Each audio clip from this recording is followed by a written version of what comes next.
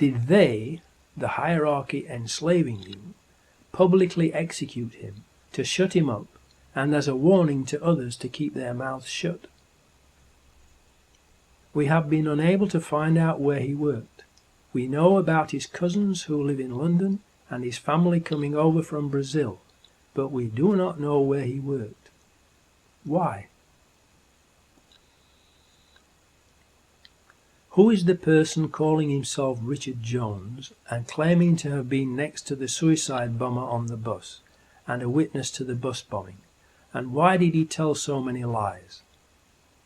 Why did Peter Power smirk, grin and giggle when he spoke about the coincidence that the exercise had turned out to be real when lots of people had been killed and injured?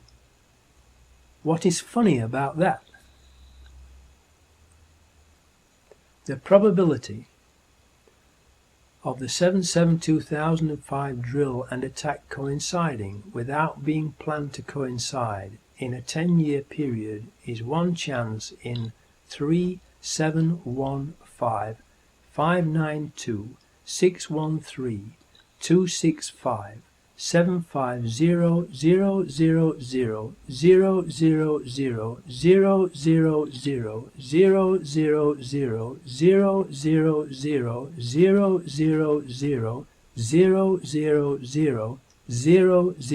000. I wonder why the media aren't investigating the drill. Why are Peter Power, Variant Systems, Richard Jones, Commissioner Ian Blair, the anti-terrorist branch who shot and murdered these innocent people, the Israeli Mossad, Tony Blair and the government itself not under investigation for these horrendous crimes? 8th chapter title, Conclusion. The times of the trains and tube trains on that day have been carefully checked. The first train after 0740 am left Luton at 0756 am and arrived at King's Cross Thameslink station at 0842 am. The 3 tube trains that blew up left King's Cross Underground station at 0835 am, the eastbound Circle Line train number 204. 0842 am, the westbound Circle Line train number 216. 0848 am, the Piccadilly Line train south. It was therefore impossible for any of the 4 accused Muslims to have caught the tube trains that blew up.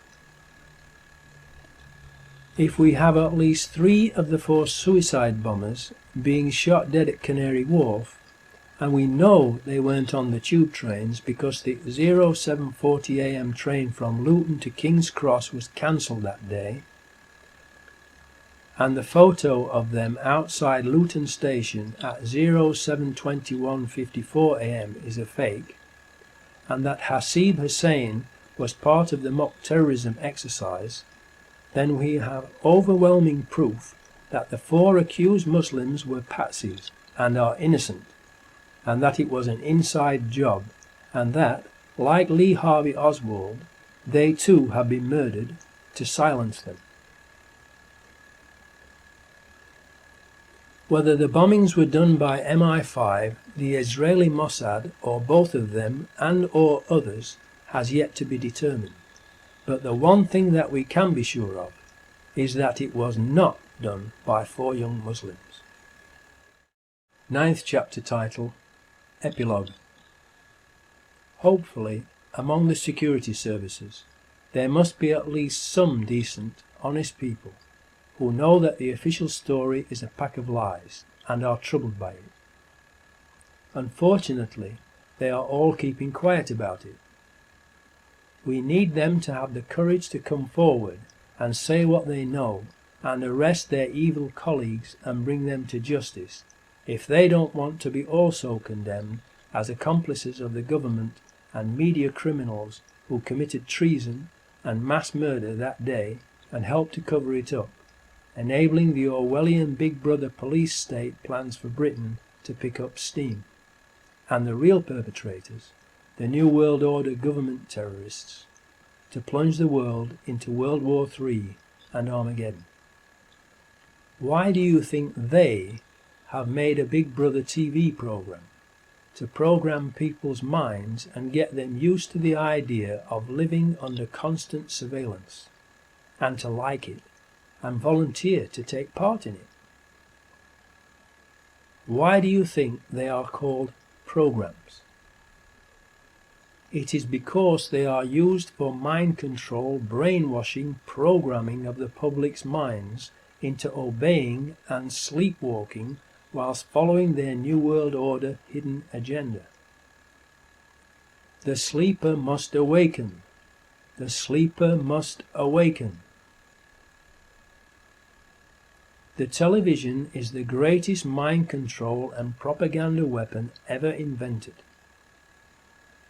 Do you think you should be paying for a TV license to fund all their programming of your mind and the lies and propaganda they are broadcasting to deceive, brainwash, control and enslave everyone, including you?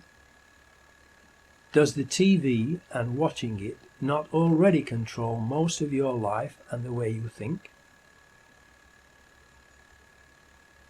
Do you think you should be paying for all those CCTV cameras and their operatives to spy on you everywhere you go, so they can enslave you and fine you, thereby stealing your money for doing nothing wrong? Especially when they use your own money from those fines and taxes to pay for even more CCTV cameras, so you have even less privacy and freedom. And then they claim that the cameras do not work when there is a real crime being committed by the people who control the cameras. Don't you realize that in paying fines and taxes you are actually paying for the chains they are using to enslave you with? Wake up, look and see the reality that you are actually paying for them to turn you into their slave. The government is continually and illegally passing new legislation to restrict your freedom and obtain more and more information about you to control you, and yet they themselves are becoming more and more secretive and out of control. They have turned the relationship between the people and government into the opposite of what it should be.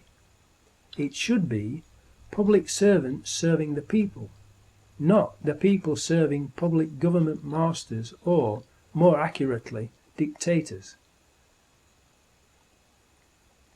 Please, for your own sakes, make copies of this film for everyone you know and for the media outlets in your area, to wake them up and let everyone know the truth, so that the public will give the decent, honest people in the security services their support and encouragement to tell the truth and arrest their evil colleagues. Long live the fighters. Muad'Dib.